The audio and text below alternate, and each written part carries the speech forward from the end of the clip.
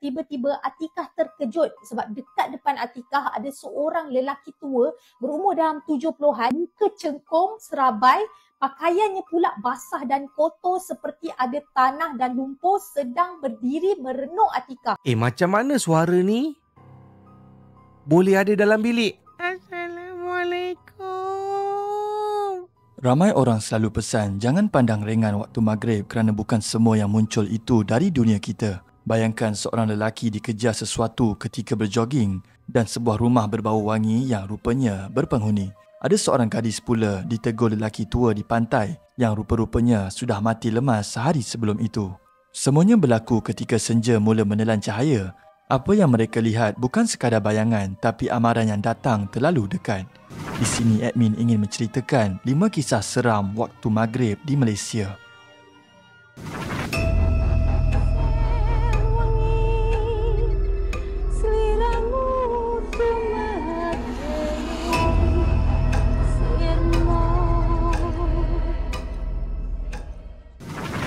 Nombor 5. Seram di pantai waktu maghrib. Menurut video TikTok Kak Dia Korang Jap, orang-orang tua selalu pesan jangan sesekali pergi pantai waktu maghrib, bukan sebab ombak tapi sebab waktu itu jin dan syaitan sedang merayau. Kisah ini berlaku di pantai timur Malaysia di mana Atikah dan keluarganya bercuti di sebuah hotel tepi pantai.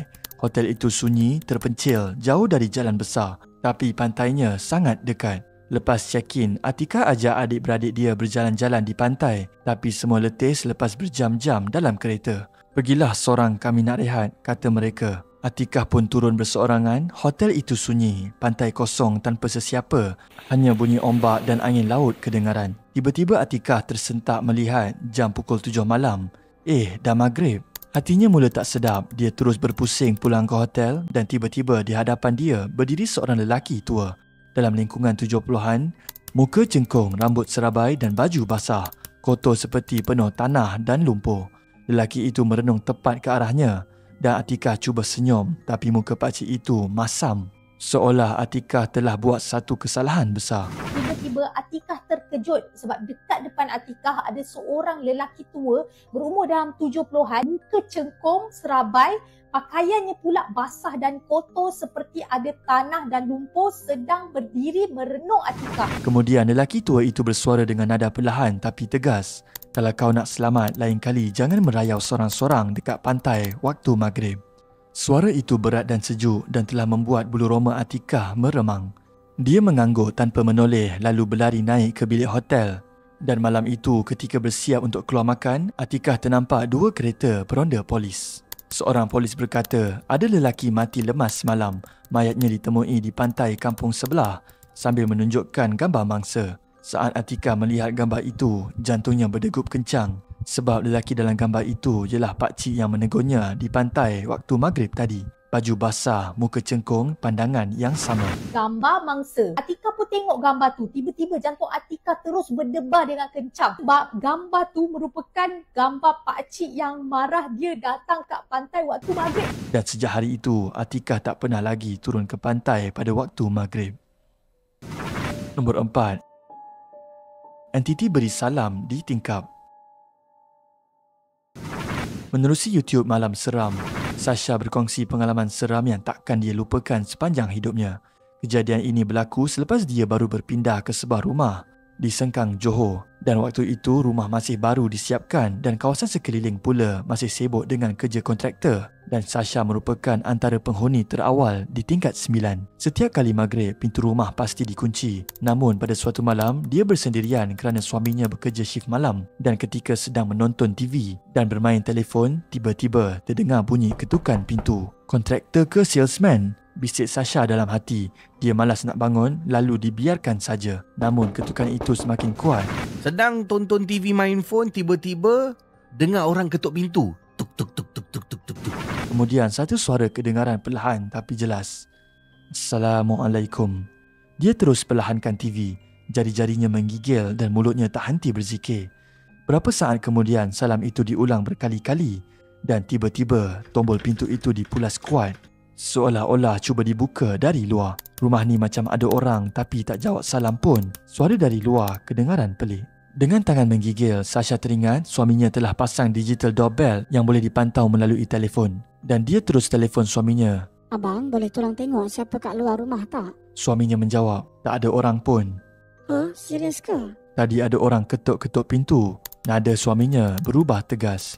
Jangan buka pintu, pergi masuk bilik sekarang. Tutup semua lampu depan. Sasha berlari masuk ke bilik dan baru saja dia duduk di atas katil, tiba-tiba suara yang sama kedengaran.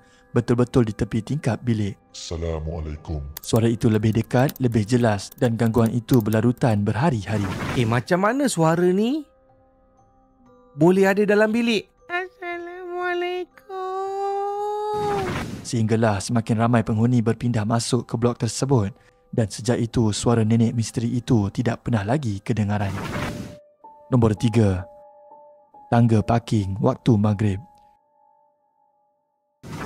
Menurut video TikTok Junaidah Ayu, dia pernah berkongsi satu pengalaman yang sampai hari ini masih buat dia meremang bila teringat. Kejadian ini berlaku waktu dia sedang period dan malangnya, dia keluar rumah tepat waktu maghrib. Petang itu, dia perlu menghadiri tayangan perdana di sebuah mall besar di tengah bandar, iaitu mall yang bersambung terus dengan stesen KTM dengan hotel berhampiran. Dia pergi bersama pasangannya dan baru nak sampai, tiba-tiba pasangannya bersuara, "Sayang, perut I sakit sangat ni." Mereka pun berpusing dan cari parking sampai naik level 3. Akhirnya dia pilih satu petak parking betul-betul sebelah tangga kecemasan. Tangga itu gelap dan sunyi. Yang betul-betul dekat dengan tangga dan tangga tu sangat-sangat gelap. Tangga tu kalau nak dibayangkan dia jenis konkrit lama dan sangat gelap gelita. Ada satu lampu pun.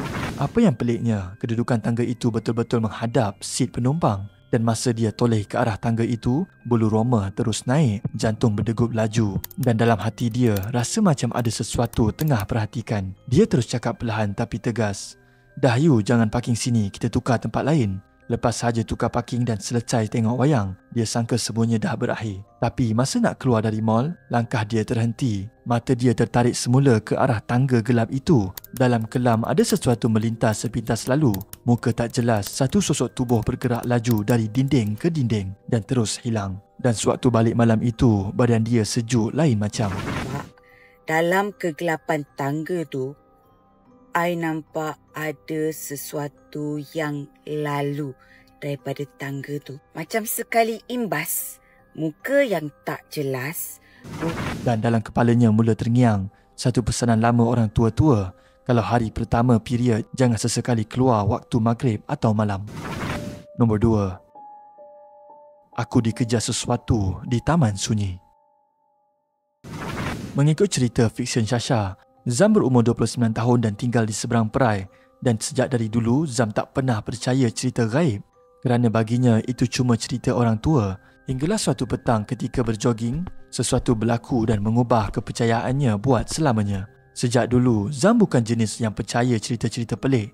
Bagi Zam, semua itu hanya cerita orang-orang tua. Sehinggalah satu petang, waktu Zam keluar berjoging dan sesuatu telah mengubah kepercayaannya buat selamanya. Setiap petang lepas kerja, Zam akan jogging di taman awam berhampiran rumah. Taman itu besar dan meriah waktu siang, tapi cepat sunyi bila senja. Hari itu, Zam pulang lewat jam hampir 6.30 petang. Zam tiba di taman sekitar 6.50 petang dan ketika azan maghrib berkumandang, lampu masih malap. Angin senja bertiup luar biasa sejuk dan di tepi tasik, Zam ternampak seorang perempuan duduk di bawah pokok besar, tunduk dan kaku. Bila Zam mendekat, jantungnya berdegup laju. Rambut perempuan itu panjang hingga ke lutut, duduk dalam kawasan gelap. Dan Zam pun berhenti. Dan secara perlahan, perempuan itu mengangkat kepala wajahnya yang kosong dan matanya hitam. Bibirnya mengukis senyuman yang terlalu lebar. Astaghfirullah. Zam terus berundur. Zam berpusing lalu berlari.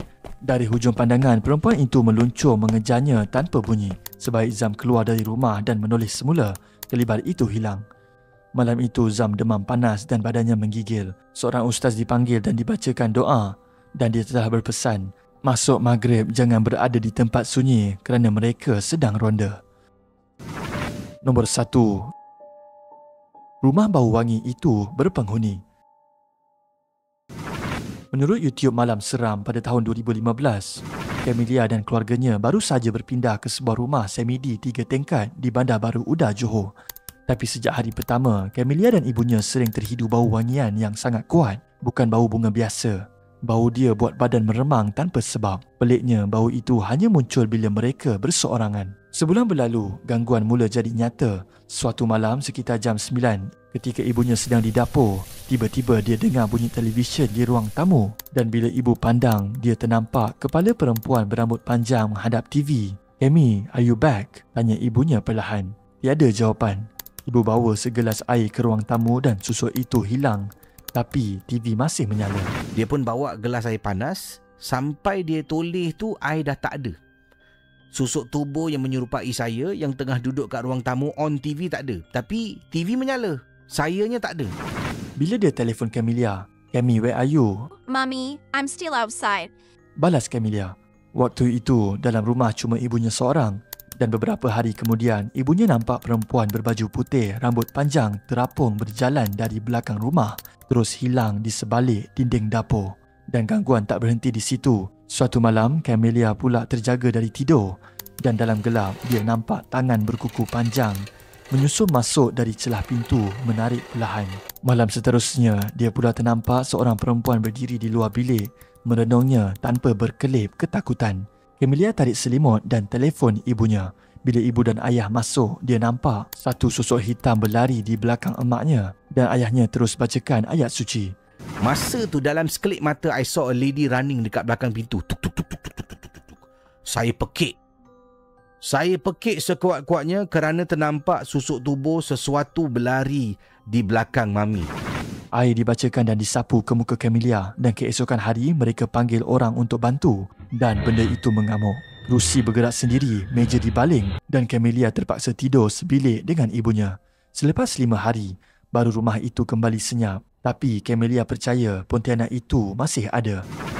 Daripada pantai yang sunyi, rumah berbau wangi, tangga parking gelap, taman senja hinggalah salam di tingkap waktu maghrib, semua kisah ini membawa satu amaran yang sama. Waktu maghrib bukan sekadar peralihan siang ke malam, tapi peralihan dua alam yang sering dipandang ringan. Apabila manusia lalai, bersendirian atau berada di tempat sunyi, ketika itulah gangguan muncul. Bukan untuk menakutkan semata-mata, tapi untuk mengingatkan. Jom komen, adakah ia kebetulan atau memang ada sesuatu yang menunggu setiap kali maghrib? Komen juga pengalaman anda.